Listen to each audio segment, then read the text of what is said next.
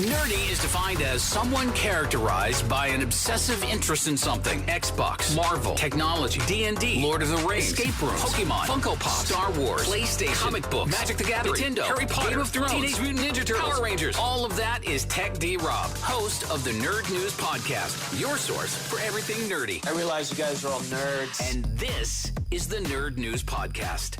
Welcome to another edition of the Nerd News Podcast. It is the August 15th edition of the Nerd News Podcast. This is not my typical place to do this podcast, but I didn't want to get home and do some stuff and then forget to do the podcast because I probably would have been captured. I don't know, and whatever word you want to use, but I would have been sucked into Baldur's Gate 3, and I probably would have forgotten about it.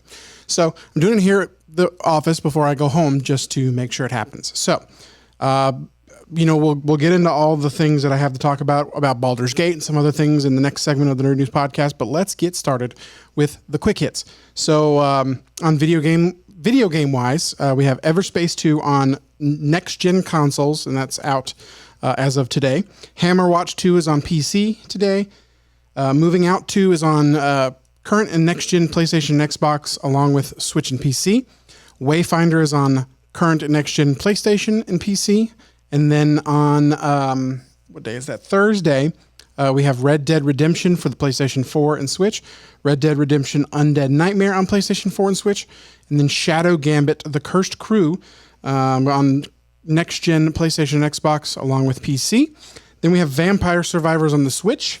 And then Friday, we have the big titles. Well, one of these titles is big. I'll let you figure out which one it is. Bomb Rush Cyberpunk on Switch and PC. That's not it.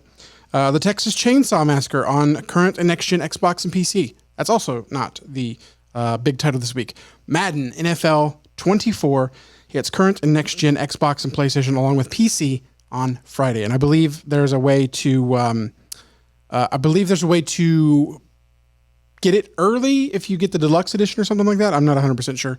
I'm not going to be getting Madden right now because all of my free time goes into Baldur's Gate 3 right now. So on DVD today, Asteroid City and The Machine, the Burt Kreischer movie, which I still need to watch. I bought the digital version of it already.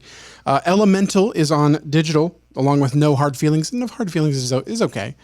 And then in theaters this Friday is Blue Beetle and the movie Strays with Will Ferrell, Jamie Foxx, along with some other people.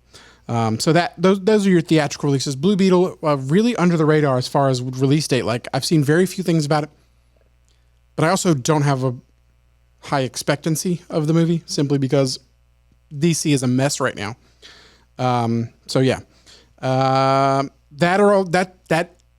Let's try that again. That will do it for the quick hits on the Nerd News Podcast. I'm going to take a quick break, and when I return, we have some nerd news to talk about. I'm going to talk about Baldur's Gate, and I'm very briefly. I don't want to bring the mood down, but this week is a rough one for me, and I just want to share some things from me to you. So that's coming up on the Nerd News Podcast next. At TechD_Rob on Twitter, Instagram, and Twitch. More Nerd News Podcast next. Follow TechD_Rob on Instagram, Twitter, and Twitch. At TechD_Rob. This is the Nerd News Podcast. Back to the Nerd News Podcast. It is again the August 15th edition. I had to look at my calendar. Even though it's written there, I can't really see it. I can see a little tiny version of it, but it is the August 15th edition of the Nerd News Podcast. Thank you for joining me. Some things I'm going to go over in the coming minutes here on the Nerd News Podcast. Baldur's Gate 3, of course. A new South Park video game. Some Magic the Gathering information. And then some deals coming your way via one of my favorite stores. But before I get into anything, I would be remiss if I didn't mention that this week is the first birthday of my dad's without him here. Wednesday, August 16th, he would have turned 72, born in 1951. And there are days that I wake up and I still feel like I'm going to get a call from him. It doesn't feel real still. There are days that I forget that he's gone, and when I realize it, my whole world comes crashing down. And then it's not quite like a 6-month thing, but the day after, on the 17th, he will have been gone for 8 months. 8 months. Sorry, I'm getting a little choked up just talking about it. Sorry. But I do want to just quickly remember his generosity. He always went without to make sure that everybody else, even people not in the family, his friends, he often went without to make sure that they didn't have to go without.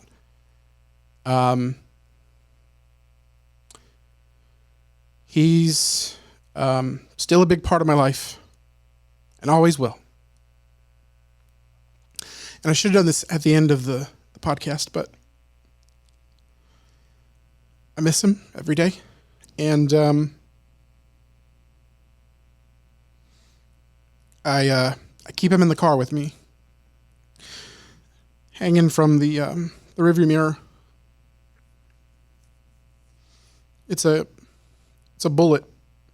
I mean, my dad wasn't really into guns, but my brother bought 3 of them, and he only needed 1. So I just took it because I couldn't really think of anything else other than like cars to keep him in. But I can't keep a little car dangling from my rearview mirror because I want him to be there every day. So happy birthday to my dad.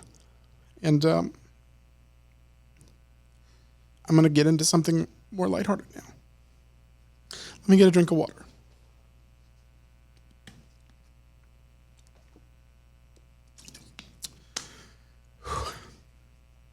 Oh gosh. Well, the next thing I had on my the next thing I had on my list to talk about was a death. I didn't plan this very well. But from King of the Hill, the voice of Dale, Johnny Hardwick has passed away. And that show was about to be revived. They're about to start doing some more with that. So we'll see how they handle the Dale situation. I don't know if I brought this up on the previous Nerd News podcast, but the One Ring was sold to Post Malone, confirmed that it's the right one, the only one ever printed, for over $2 million. I don't think it's been released fully, but many believe it to be $2.6 million. This gentleman from Canada, 2.6 million United States dollars. I don't know the conversion rate. But that's, I'm a little flustered. Sorry. Also announced South Park Snow Day, another video game not made by Ubisoft, which made the great one Stick of Truth, The Fractured But Whole. South Park Snow Day coming out sometime next year. Don't know what kind of game it is yet. Doesn't look like it's the RPG versions like the previous 2 games were, but we'll see how that goes. Also, to be fair, the graphics on the commercial did not look as good as the graphics on the previous 2, so we'll see what that's all about. If you're a big fan of Best Buy, like I am, full disclosure, I've worked there twice. The second time is just the second time I had my back issue, so I couldn't continue to work, and then eventually they just cut out the role that I was doing. So no hard feelings. I still love Best Buy. It's the best store ever made. And in that vein, this is not an ad for them. This is something that I'm willing to give to you that they're not paying me for, but they have. Best Buy is doing $10 video game deals. It started with Sackboy, which isn't a great number 1. I don't remember what number 2 was, but the third day they did it, it was Gotham Knights. And I really hate that I missed that because I wanted to play the game, but I didn't want to spend $50 or $60 on it. So a $10 version of it would have been the play. So I would have done that for sure. And then on the day of recording this, which was Monday, and unfortunately you won't be able to get this deal, it was Far Cry 6. So if you keep an eye on this page, and I don't have a direct link for you, but if you Google Best Buy $10 games, I'm sure it'll take you to the right page. So when you're hearing this, there should be a new one up and available to be purchased. I don't know exactly when or what it'll be, but $10. Most of these are probably a pretty good deal. I'm hoping that Marvel's what's the Marvel game where you play as a character created for that specific Marvel game, but Ghost Rider, Wolverine, all them can be your teammate, and it's like it's made by the people who made XCOM. I can see the cover of it. Marvel. I'm gonna be so mad when Marvel game Xbox Enchantress. No, Enchantress is DC. That's not what I'm looking for. Dang it. XCOM. There we go. Let's do that. Marvel Midnight Suns. Oh my gosh, I can't believe I couldn't get that out. But if that's on there for $10, I'm in. It's not a game that I wanted to spend a lot of money on, but it seems interesting at the very least. Next on the list to talk about, Keith David has taken over the role for the recently deceased Lance Reddick, who gets his own tribute in the game and was always great in everything he was ever in. Surely will be missed by not just the movie community, but video game community as well. So Lance Reddick will. No one can ever truly replace him, but his voice role will be going to Keith David, and I can't think of a better person to take over the voice role because both of them are classic, iconic voices in animation and all that kind of stuff. So that is all of the regular information I wanted to get across to you. The next thing I'm going to talk about is Baldur's Gate 3. The rest of this podcast is about Baldur's Gate 3. So if you're not interested, you can be done today. But I will let you know. This year, I have said that the best game ever made was Zelda. What was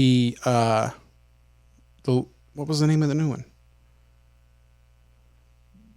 Oh my gosh. Not Breath of the Wild. Zelda. Tears of the Kingdom. Gosh, what's wrong with me today? Like I said, I'm a little flustered. Sorry, guys. And gals. Whoever's listening. But Baldur's Gate 3, I don't know that it's a better game than Tears of the Kingdom, but it's far superior to me, in my opinion, of a game. Tears of the Kingdom is a fun game. I enjoyed it. I beat it. Done with it. Won't go back. Baldur's Gate 3, I'll finish it, and I'll probably still be playing this game for years to come. Now, the question might be, now why? Because first of all, there's 300 hours of gameplay. There are 9 the number is astounding. How many different classes you can be, how many different races you can be, and how many different ways you can spec that class. It's just infinite possibilities. Well, it's not really infinite. It's finite, but it's not a small number of the different possibilities of class, race, and subclass. So, I mean, it's incredible how many decisions are to be made. And there's already mods coming out to add other things, like other classes, other subclasses, other races. So be on the lookout for all that. And they will have mod support on Steam. So if you buy it on PlayStation, you won't be able to get these mods, which I bought it on Xbox. I bought it on the PC on Steam, mostly because I didn't want to wait till next month. Next month is when it comes out on PlayStation 5. It is out this month now on PC. And I didn't want to wait because it looked incredible and I don't regret my decision. The only thing I do regret is if it was on PlayStation, I'd have an easier time playing it whenever I wanted to because I could do the remote play. I know I can do that on the PC, but my PC is already peaking whenever I start to try to play the game. So, probably not a good idea. But the game is so much fun that when I get home today, after I'm done recording this podcast and I leave, first thing I'm going to do is play Baldur's Gate. The last thing I'm going to do before I go to sleep tonight, play Baldur's Gate. It's that good. It's incredible. It's just incredible. There's been one thing that I've done that got me so frustrated. I quit for the evening, but then I decided I don't have to stay here and do this. I can leave and come back and try and do it later. And I still haven't gone back to that because it was scary. But I will once I level up a little bit more. So Before we're done with this podcast and my glowing recommendation of Baldur's Gate 3, if you like any sort of RPG that is turn-based, which is something I'm not usually into, but if you do like those things, this is the game for you. So it works like D&D if you're familiar. You roll initiative. If you have a higher number, you get to go first in the initiative. And then you make your move, a free move, and you have an action and a bonus action. So actions are like attacking or using certain spells. Other certain spells will be bonus actions, and they're just not full actions. So it's just like D&D if you've played it. There are a few different things. It has a jump mechanic in it that I don't know that translates directly to D&D. If it does, I need to look into it. There's also a whole bunch of different like bonus action attacks that can be made once per short rest, which I don't think is something that's in D&D. There's also what's another thing that's different? There's so many different things, but at its core, it is hardcore D&D 5e, which is the newest version of D&D. So, what exactly does all that mean? So, here are some stats from the Baldur's Gate people about Baldur's Gate 3. First on the list is 368 players have already finished the game, which is astounding to me. I'm still in Act 1, and I don't foresee me finishing this anytime soon.